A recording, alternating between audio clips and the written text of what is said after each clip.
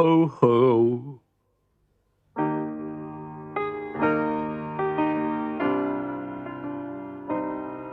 It was on Christmas Eve of all the days of the year that Rudolph found Santa crying. "I'm sorry. It's silly of me," said Santa. "Pretend you didn't see." And he blew his nose with a giant handkerchief.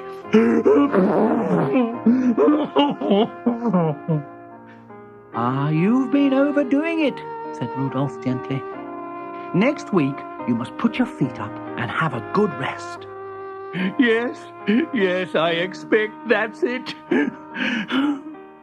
Santa sniffed and tried to put on a brave smile. "Ho, ho, ho."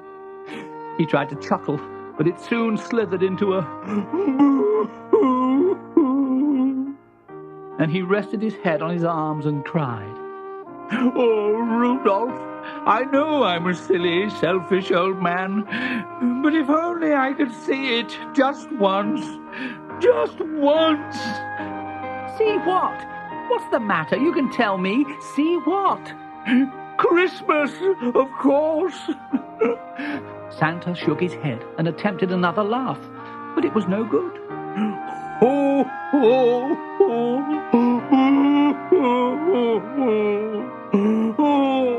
all night long on Christmas Eve, creeping about on slippery roofs, being careful not to wake babies, always trying to remember what children have asked for. I suppose they like what I take them. I mean, they go on asking for things year in, year out. I hear rumors that people enjoy Christmas, but how would I know?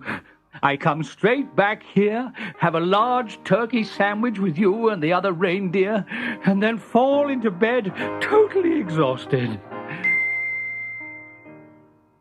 Rudolph stood in front of Santa's fire thinking, and the snow on his thick coat dripped meltingly into the rug. "It won't be the same this year, Santa," he said at last. "You'll have a proper Christmas this year. You wait and see. What we need is a couple of good disguises. There are lots of old clothes in your cupboard under the stairs.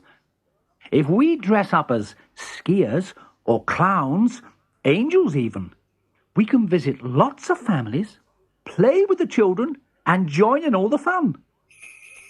So that night, after Santa had made his Christmas deliveries, he changed his usual route.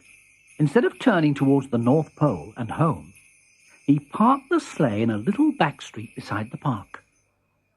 While all the other reindeer had an early Christmas dinner of some delicious leaves, Rudolph and Santa changed their clothes in the bushes. Early next morning, they wandered through the snowy streets wearing bobble hats and goggles, with skis slung over their shoulders. People were just beginning to stir. From behind upstairs windows came the rustle of wrapping paper and squeals of delight as children opened their presents. Look what I've got! That's fantastic!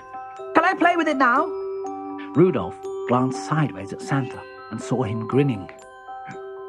"They do seem pleased," said Santa, smiling shyly. When they knocked at number 14 and Mrs. Smith opened the door, they could see past her to where her 6 daughters were opening presents around the Christmas tree. They all looked so happy with the gifts Santa had delivered the night before that his ski goggles became quite misty with pleasure as he watched them with their toys. Look at this. "Hello," said Santa warmly. "We were just passing and we thought we would knock on your door and wish you all a happy Christmas. You can ask us in if you like." "I don't know you. It's Christmas, and anyway, I'm far too busy. Come back next week." She shut the door with a bang. "Oh dear," said Rudolph, disappointed. They went back to the park and changed into their clown costumes and knocked at another door in the street. "I've got the dinner to cook," said Mrs. Jones at number 32. "What do you want?" Behind her, her 4 sons were playing with an electric train set. This had been the most difficult present of all for Santa to fit down a chimney, but it seemed worthwhile now that he could see just how much pleasure the electric train set gave them. "We thought you and your family might enjoy a few jokes, tricks, stories," Rudolph was saying. "So, if you'd just invite us in..." "Strangers? At Christmas? Christmas is a family time, sorry." And Mrs. Jones slammed the door sharply, with the most tremendous bang. Rudolph glanced at Santa and saw his lip was trembling.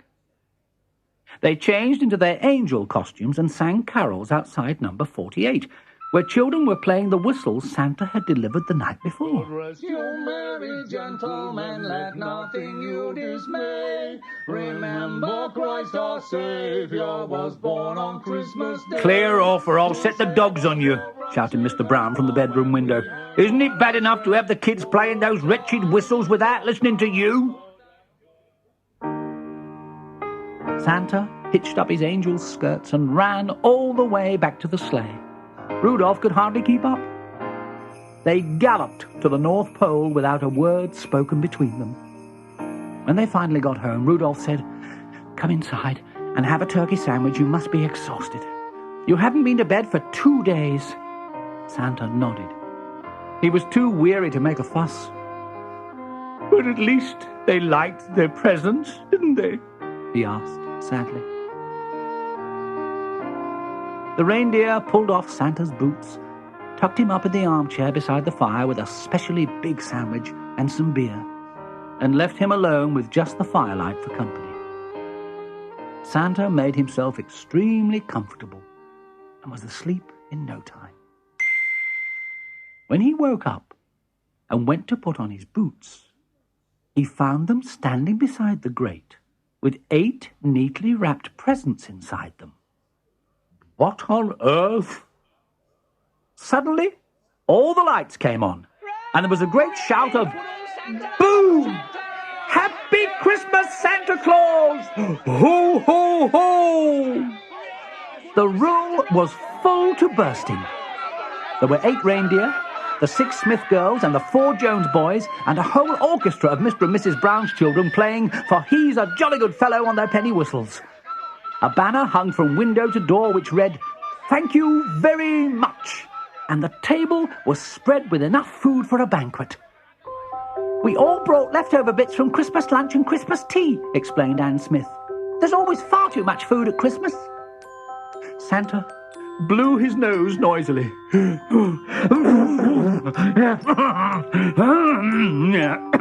"Rudolph, this is all you're doing. How did these children get here?" "I explained everything to them while you were asleep. They all wanted to come once they knew who you were." "I wish Mama had invited you in for Christmas," said Edward Jones. "Well, we've got the whole of Christmas night," cried Santa, beaming. "I'm not a bit tired if you're not. And with Rudolph's help, I promise to get you all home by morning." Then Santa opened his presents from the other reindeer. A pair of socks, a postcard of the North Pole, some jingle bells, another pair of socks, a chimney brush, and from Rudolph, a red pullover with reindeer all over it. Santa put on both pairs of socks, pulled on his jumper, and rushed out into the snow, roaring, "Isn't Christmas lovely? Isn't it absolutely lovely?" And the reindeer all agreed that they had never seen him look so happy.